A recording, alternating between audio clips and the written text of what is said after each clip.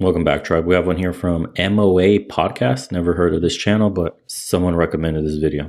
Most got married, which is the delusion. That's what I'm talking about, the standard female delusion chart. The delusion is this guy almost proposed to me. Then they consider all the rest of the men, beneath them. I'm trying to teach evolutionary psychology or concepts in evolutionary psychology and then apply them to real world dynamics. I have 700 clients right now. And when we go through and we look at everything through an evolutionary lens, we tend to find the right answer. So you were showing the hypergamy chart earlier. I don't know if you can go back to that real quick.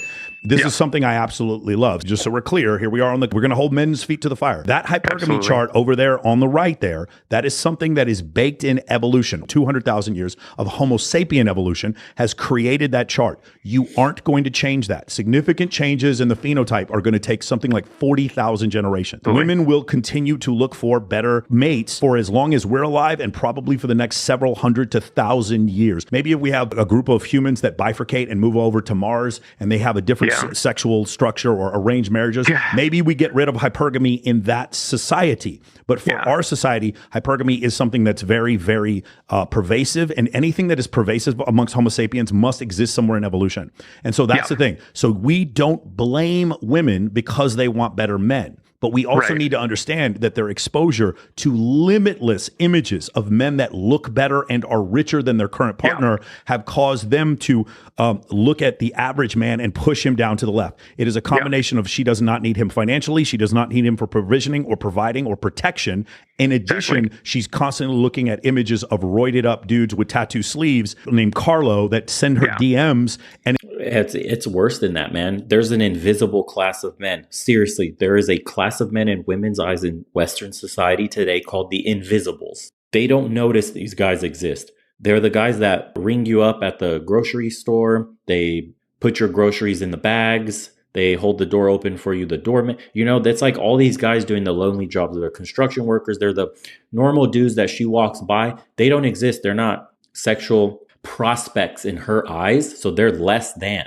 Women see men I'm attracted to and males that exist. That's the distinction. Men, when she says the guys treat me like shit, when she says men ain't shit, when she says all guys are assholes or men do this and complain about that, when they make generalizations, it's only for that select man that she has access to every day and is a sexual prospect. The rest are the invisible. They're males. They're just human beings that exist here in this invisible spectrum that makes society go, carries my bags when they're heavy, helps me lift stuff up the stairs, offers help, yada, yada, yada. Males. This little box up here are the only men that exist in her eyes. All those men are the ones that she's talking about. When a woman has preferences or when she wants something from men or when she's talking about her experiences with men, when they say things about salary and it seems so far from the truth, like my man's got to make at least 250,000. He's got to have a Ferrari. He's got to be 6 foot tall. He's got to have a six pack. He's got to be this and that. That is all the characteristics she sees right up here.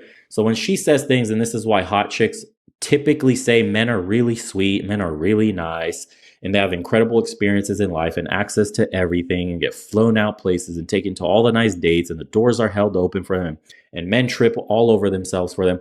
That's why women, the really hot ones, report the most positive experiences with men because her general lived experiences has been through that select lens.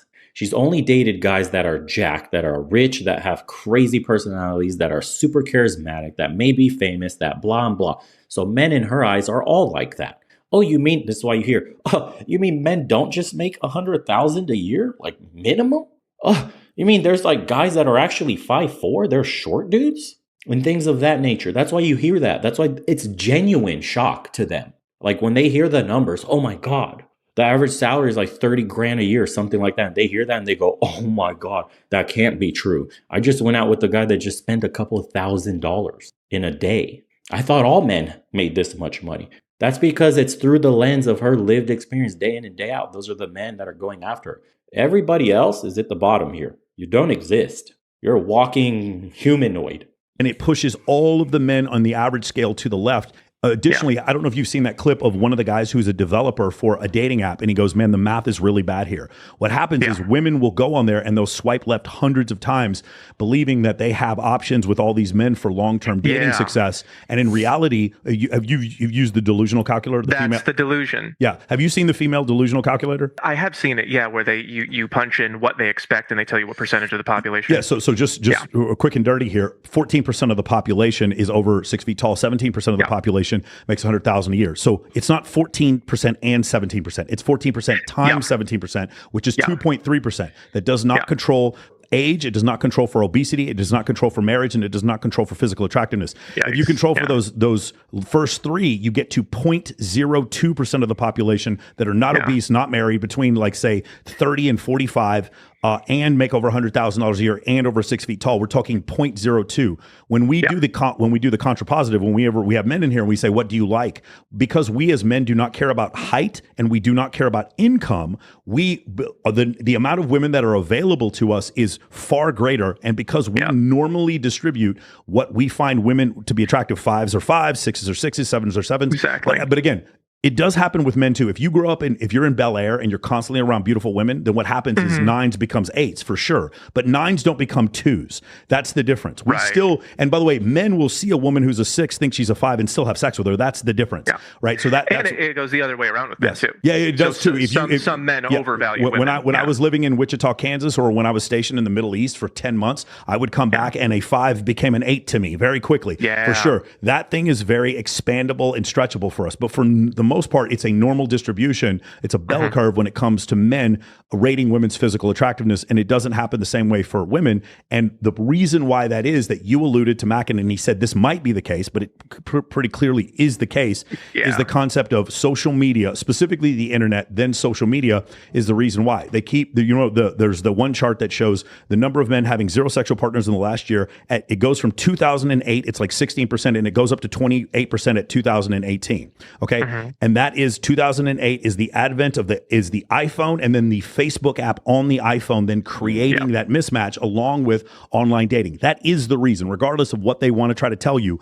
It is social media has caused a massive. There's already some mismatch when it comes to short-term dating, but that mismatch in short-term dating has been exacerbated because women now they have access to the shortstop, the power forward, the country singer, and the movie star. And by the way, I know dozens of girls who've actually hooked up with Drake, Drake. And then from their mind, what happens is their boyfriend cannot even begin to compare. And another concept that and that's a brutal truth. When I was going to school and lived in California, it's shocking when obviously you have no intention of anything long-term. Everybody's just having fun. It's quote hookup culture. And when you don't judge women and they freely share their sexual escapades, the stories you'll hear and the famous people they've been with will drop your jaw to the floor. I could not believe that some of the small town plain Janes had the experiences that they had. You have to hear it from a woman that does not feel like she'll be judged to get an accurate temperature on what is possible for a woman in this world today with the advent of social media and the internet and the hyper connectivity that we have. Until then, you cannot really fathom this. Hearing it on podcasts all the time, hearing stories of it, it doesn't hit close to home because you imagine like a certain, image of a woman that you may have in your head that does that, but you would never imagine that girl next door to you had an experience like that. And if you're truly non-judgmental and you were sexually active with her and you were indulging in pillow talk and all this stuff and you're sharing experiences, what's the wildest thing you've ever done? Or who's the most famous person you've met? That's a funny one to ask. And you start to get the real stories. Wow.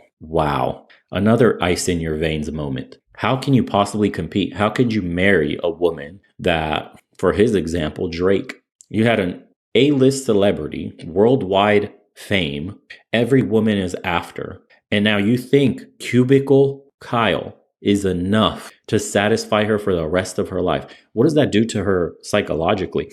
Imagine getting in a long-term relationship with somebody that is so far beneath what you caught before. Bro, you went from catching the largest striped bass that you've ever seen in your entire life, and now somebody comes along and goes, you get a little minnow for the rest of your life. Here you go. That's it. That's all you get. A tiny minnow. You get a little one. What am I catching for the rest of my life? Little minnows. And then you have to psychologically convince yourself, I like this little minnow. You know, this little minnow is nice. This little minnow loves me. This little minnow will be enough to keep me satisfied. I'll learn to love this little minnow. This little minnow gives me enough of what I want. It's not perfect. It's not the huge bass I caught that one day. I could never relive the tingles, the memories, the experience of catching that monster and reeling him in and the excitement and rush and energy I felt. I just got this little minnow. That's good enough, I guess. I mean, I'm out of the game. I got older. I don't feel like fishing like that no more. Yeah, I think I can learn to live with it. That's the conversation that happens in their head. That's you, Cubicle Kyle. That's you settling. And that's why the divorce statistics are what they are. Women will never give up the main guy. Period. If that main guy came back into her life and asked her to marry, she would be happily married the rest of her. But because she's settled, she doesn't respect the man, the relationship, or the marriage. And it's no surprise that they bail at the rates they do. 80% initiation by women? Of course. Probably because 80% of women have settled in some manner. And that makes sense. Think about it this way, the Pareto principle, a weird phenomenon that just applies to everything in life. Isn't it weird that the 80-20 rule works in marriage too? 80% of initiations are by women. So doesn't that mean that only 20% of married couples are probably with the first choice? The woman is with the first choice man, who she in her mind considers the first choice, and why those are lasting. Think about it. Love that you talk about is women getting stuck on their highest setting. The way you describe it is perfect. Got a depiction of the ick here where she's just got the phone looking at this guy and everyone else looks like that. Getting stuck on the highest setting is, because of the access to men that they have through technology and the attention that they're getting, which, like, women are kind of getting their reptile brains stretched out by all the attention. I used to know someone who, she hung out with me all the time. We were not dating, and people thought we were dating, and she said to me one day, she made a face like this, and she was like, why do people think we're dating? And I said, oh, because we look like we're dating. And she was like, really? You and me? And I said, which one of us do you think is the more attractive? And she went, me. And I said, oh, okay, what do you think you are? And she said, oh, a 9. Like, I think I'm a 9. Just wasn't even close. Like, I wouldn't have looked twice at her. She's an okay looking girl, nothing wrong with her, but she was getting so much of this that she thought that she was a movie star. They feel that way about themselves, and then they actually get an opportunity because all these men will have short-term relationships with all these women. They get the opportunity, and in her mind, she thinks, I almost got married, which is the delusion. That's what I'm talking about, the standard female delusion chart. The delusion is, this guy almost proposed to me. Then they consider all the rest of the men, beneath them. So getting stuck on the highest setting, viewing every other man in the world like this, it's based on these experiences that they're having, not only just viewing these men on their phones, but also getting to meet them and have actual experiences with them. Like, not everyone is going to be Drake. I'm not all that familiar with Drake, but I know he's a rich and famous guy, and that's not an experience that can be replicated by John He's the top Average. of the hypergamy, of the social media hypergamy chart. I don't know how we're going to be able to do it because we're going to have to fundamentally change how technology works.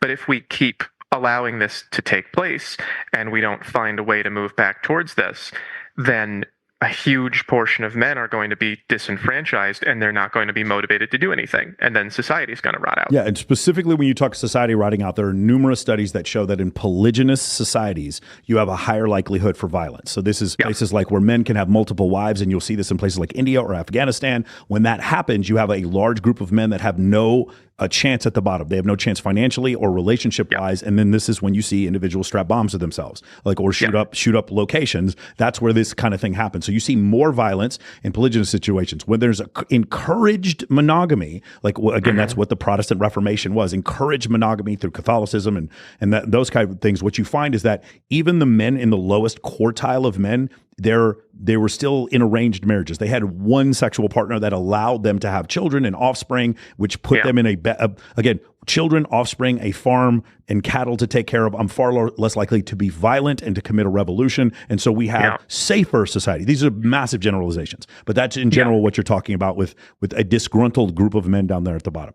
Yeah, exactly. And if we do that, if we have some kind of social, force that encourages, or requires is a strong word. If you have some kind of social force that makes us closer to this, where people match up 1-to-1, or at least somewhere in between this, the full-blown hypergamy and this, you've got to keep a certain percentage of men motivated and happy. Every day it's less and less. And I think, you said it's a huge generalization, but I think it's a strong generalization. Yeah. I think it's a very commonly self-replicating generalization that the more, the higher these lines go, the more they point towards the top, the more these guys check out and start burning things down. There's one of those old proverbs that's, one of those apocryphal proverbs that the child who doesn't feel the warmth of the village will burn it down to feel its warmth or something. Yeah, no, exactly. So, and we see numerous examples of that, especially in countries, like I said before, where bigamy is allowed, where men can take multiple wives. You're going to have men that, like, say, grow up in India, and their only possibility of having any sexual intercourse is probably with a prostitute. I've talked to men in these situations. There's just, because of the caste system there's a group of men that are completely left out. Can we go back to the hypergamy chart real quick? I want to point out one other thing that Mackin said. When he was blaming the men, look at the chart over there on the right, he was blaming those men at the top. Do you remember that? He goes, the reason why hypergamy exists because of those men. Because they cheat. Because they cheat. Now, let's go to what the actual numbers say. In an unfamiliar scenario, which that's determining in dating apps, 80% of men are deemed to be unattractive or below average attractiveness. 20% of men are deemed to be attractive, but 4.5% of men, which is outside of one standard deviation. Remember, two standard deviations is 95.5%. So outside of that 4.5% are deemed to be so attractive that women will pursue them. And yes, I do blame those men. So what I'm blaming is 4.5% of men and 80% of women. Yeah, that's where I had an issue. Yes. Do I want to can you blame men for this? Of course. But can you, but again, the problem with when you want to blame men for that, you're blaming 4.5% of men. That's exactly right. Is it true that 4.5% of men are doing this? For sure. I have several friends. There's one girl I know. There's a beautiful drawing here. I love it. Not people. A guy below the 10 or the 9. They're not humans. I told you, the humanoids that are walking around, they're invisible as a average woman.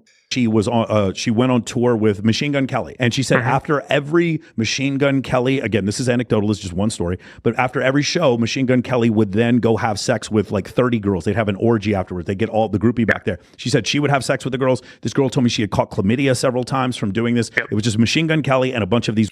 Similar stories, and I dated chicks out of LA. One of them told me a story of how she went to Thailand, she went to the Philippines, she went on this like all-inclusive trip funded by some rich Arab dude who had about 20 girls with him, and it was just that, orgies everywhere, sexcapades, stories you wouldn't believe. And the girls had just one simple rule: you do not post that man on social media. Do not post that you are with him on social media. You have to keep everything a secret because that guy probably has a whole family back home. Or obviously it's frowned upon to be doing that based on his religion and customs and cultures back home in the Middle East. Doesn't matter. They still partake in it. He still had 20 girls doing all sorts of crazy shit, filming all sorts of stuff. And even then, the bozos that were on the trip got into cat fights, got jealous, tried to become the core group of girls that he always invited, because the way it works is they have a core group of women and the guy will simply ask, or whoever his connect is, the manager will ask if they have friends that want to come on the trip as well. And they already know it's not hush hush. It's overtly, they know what's going to happen if they accept. But they get bags, they get free all-inclusive trips, they get experiences, and it's with a quote high status male. So most women in these situations, of course, they're going to say yes, or at least in the current culture that we have and how women see men, they will accept. That's the unfortunate truth. And by the way, this girl from LA was your stereotypical blonde Barbie, beautiful and young, probably, I can't remember, she was like 22, 23 at the time, and had this experience already. Multiple ones. That was just the one I remember off the top of my head, but the stories I heard just blew me away. It immediately, I'm telling you, as a man, just goes, nope, can't get in a relationship with this one, can't wife this one up. This is purely for fun, catch and release only, because you're never going to measure up to Saudi multimillionaire, billionaire, oil money that's, got 20 chicks with him, lives a unrestricted, financially opulent lifestyle, and now she's got to settle for you, normal guy, after having her fun and knowing all the stories she's told you. I'm good on that, bro. And plenty of men are dealing with these kinds of women unknowing. Quote, good girls. Or watch your ass. These women. He would do it over and over again. She finally left the group, by the way, when her birthday came, and he didn't even know her birthday. That's when she finally like up and left. But she tells me this story. And then so Machine Gun Kelly, let's just say he's been with 1,000 or 2,000 women. He still gets chosen by Megan Fox. I think that's an important thing, because we're going to talk about promiscuity and men promiscuity and women and the way it's viewed. But going back to what I'm saying before, there's these men at the top that can do this. And what my point is, and what you've said before, is every one of these women, there's probably several women that have been to orgies with Machine Gun Kelly and tell their friends they dated him, quote unquote, dated him. And then now they're stuck at their highest setting. So do I blame men? I will blame 4.5% of men, but I will blame a much greater portion of women for the hypergamy chart than I do men. And actually, to be fair, I don't blame either one of them, because I think it's a function of evolution. It is a function of evolution. And I am just going by what women told me. I have been told that at my peak that I was, a lot of women said 8. I drew a picture of myself back then. When I was here, I took advantage of it. And I just thought that everyone was doing this. I thought everyone was sleeping with everyone, because that's just like the age that we live in, and it really just wasn't true. I was getting with few women up here and loads of women in this area, and I went crazy with it. I was in a much lower station earlier in life, and when I made it up here, I took full advantage of it. And now looking back at it, it's like, oh, I probably there were girls who would text me a year and a half after I saw them and say that they still thought of me. And that was me leaving her on her highest setting. So I participated in that, and I don't feel good about it. And I'm trying to tell men, even if you can, maybe don't. Maybe it's not good for you. Sure. Maybe don't put women here, even if you have the option to. I know that they're going to anyway, because it's like an irresistible thing that's built into us. But maybe some people will listen to me and reduce it, and just wait for somebody who wants to be here and puts him in one of these upper areas. The Institute for Family Studies has this one study. It's Does Sexual History Affect Marital Happiness? And I'm just going to read a quote from it. Multiple sex partners prior to marriage reduced marital quality for women, but not for men. This is one of the things that I've noticed. So when we talk about promiscuity, I agree with you. And a lot of other people, you think promiscuity overall is bad. And I agree. I just think that it's much worse for women. And I think the data shows that. I think so. I think that it's psychologically worse for women. I definitely feel a little bit of an effect from my days of living that way. I'm not sure if I'm going to be able to find the picture of it, but I definitely feel a little bit of effect of like losing faith in women, because I saw what they would do. Like I would meet a girl online and she would show up with a wedding ring, and I would be like, really? How do I know that that's not going to be my wife? It would build up a little bit in me over time and harm my attitudes and make me less likely to form a long-term bond.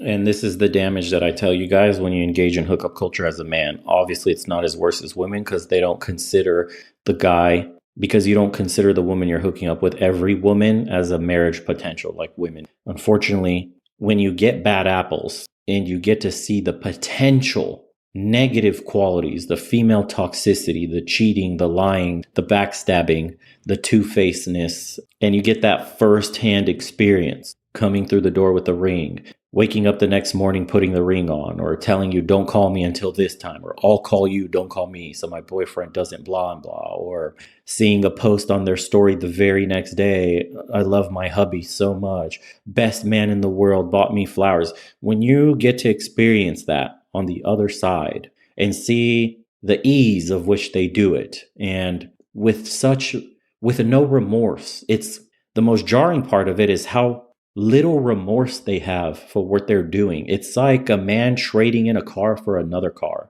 It's simply a logical decision. A man isn't even emotionally attached. It's a box on 4 wheels, and for the most part, he's trading in for a newer model. He goes, it gets better gas mileage, tires are new, ride is smoother, more horsepower. He's looking at it like a list. And that's how women are looking at men. Women look at us like a list. So they cheat with a guy, and this is the standby man. I've been the standby guy a bunch of times to these women, where they're just waiting on me to lower the branch so they could swing on over and leave their man. And when you show that you have absolutely no interest, in anything serious or long term with them, they'll completely swing right back on that branch and grip it tight, double handed, not let go until they try again with somebody else. And that shopping style of men is how they look at it when you're the side guy. You're probably better than the boyfriend in some manner, bedroom activity or money or charisma or whatever it is in her head that she's concocted, because it's much easier to take a woman that is with one man than it is to take a woman that's single on the market, because you're only competing with that one guy who's probably gotten boring, who's lowered his boundaries, who's let go of himself, who she's had too much access to all the time, maybe living together. He's gotten boring, stale, old. And now you come along, Mr. New Guy, with the smiles, the charisma, the jokes, the innuendos, all it takes is a little touch, a little this and that. And then she completely melts. And all your competition is that other guy that she's been seeing for years, who's failed to keep evolving in his relationship and is, in a roundabout way, ultimately doomed it. And that's what happens, man. And so when you're the side piece as a dude and you see the car analogy for yourself, it only makes you, and I don't even want to say, I wouldn't even call it being bitter. I would say shockingly aware at how little they do care, at how wrong the Disney lie that was sold to us really is. This whole meaning of true love and the one and partnership and all this shit is all predicated on very specific sets, that little checklist that women have. He's got to be this, he's got to have that, he's got to this. You know why women make that checklist? Because that checklist is like how you go when you shop for a car. You have your checklist as a man, is an automatic, how many miles to the gallon does it get, how much horsepower, what's the warranty like, all those things you look for as a man. How much can it tow, how much headroom is there, how much, all the little things you look for as a man. That's how women do men. That's how women value men. There's a huge checklist of shit, and then maybe you were only able to afford that dumpster beater that was reliable enough to take you from A to B, but it's lacking, ice cold AC. The heater's busted here and there. You got a wobbly ass rim on the right. It's whatever, right? And then as you advance, all of a sudden, maybe a newer, better car appears. And now you could afford the newer, better car, aka a higher value male giving you attention. So now you're taking your checklist of your old car and your checklist of your new car, and you're looking like, okay, the new car has this, new car is better. All right, so she begins to transition to the new car. That's what it is. When you understand that that's the game, and we constantly say this in the space all the time, your value as a man is what you could provide, what you make of yourself in society. It's nothing personal. It's just across the all male spectrum of all animals. This is a lived experience. We have to fight and we have to compete for women, and the losers don't propagate their genes. And women have this inherent biological aspect in them because it propagates the best seeds forward to give our species the best chance of survival. It is what it is. And now you have to layer on top of the complexity of human society, human culture, and you're trying to detangle this biological imperative, which is never going to happen. So this is why you're dealing with the schism that we have today. The lopsided 80-20, the dating apps where only a 2 percentile of men are now having success, where 70% of men are now reporting that in the last year they haven't had any female contact, and 40% are like lifetime virgins still. And, the numbers are just equalizing to the natural biological imperatives that women have. And that's not good for human society as a whole, aka the destabilization, because we're already seeing what happens when a huge portion of men have nothing to live for, nor families, no children, no legacies to build, nothing to protect or provide for, nothing that gets you up out of bed. So why wouldn't you retract as a man and just turn to video games, to porn, to alcohol, to drugs, to useless copes that don't help you advance your station in life? And what's the point of advancing your station of life if you don't have said things that I mentioned earlier? And then when that happens, of course, don't be surprised when the roads start crumbling, the bridges start crumbling, the neighborhood gets more dangerous, explosion in homelessness, civic duty down the drain, everything crumbling all around us. The degeneracy is at an all-time high. Nobody is protecting anybody anymore. There's robberies going on and broad daylight murders, crazy stuff happening. I mean, just turn on the news and you'll see every day. Grocery stores getting robbed all over the place. Everything has to be behind glass. I mean, it's getting worse and worse, and it will continue to get worse and worse because people don't feel like they have bright futures to build towards. It's likely to form a healthy long-term bond. But I think that same kind of feeling is much more intensified in women for obvious reasons, that they're much more emotional and they get attached much more easily. Like, they get stuck on their highest setting. That's them getting emotionally attached. They're saying, this is the kind of man for me now, and no one else will do that. It's just like this immediate effect that is permanent in some cases, that makes them dissatisfied with their, like, a woman who meets Machine Gun Kelly will then get married to a guy on her level and never really like him and be thinking about him forever. Yeah, no, she still thinks about him too. She does. Yeah. It's funny. Yep, there you go. I mentioned that in an earlier video, by the way, when I caught a chick creeping on my stories that I haven't talked to in like 6-7 years. I think it was 2 videos before this one. And she has a man that she's with that's doing well financially. He's like, looks like a multimillionaire. Is taking her all over the world. Haven't spoken to her in years. Still creeping on my stories randomly. Crazy to see. This is a comment. Say, recently, a 6-year-old woman encouraged me to find love on Tinder because it worked for her daughters. The fact that they're daughters and not sons didn't occur to her. Women of all ages seemingly think that we share the same life experiences. If you told me in advance that women I thought was attractive had over 50 bodies by age 25, then I'd immediately change my view of her. I don't care if we're celebs or chads. That's how a lot of guys, in my opinion, are starting to view women since the popularity of social media and dating apps. It may sound like a cope, but the phrase, she's not yours, it's just your turn, exists for a reason. Yes, indeed.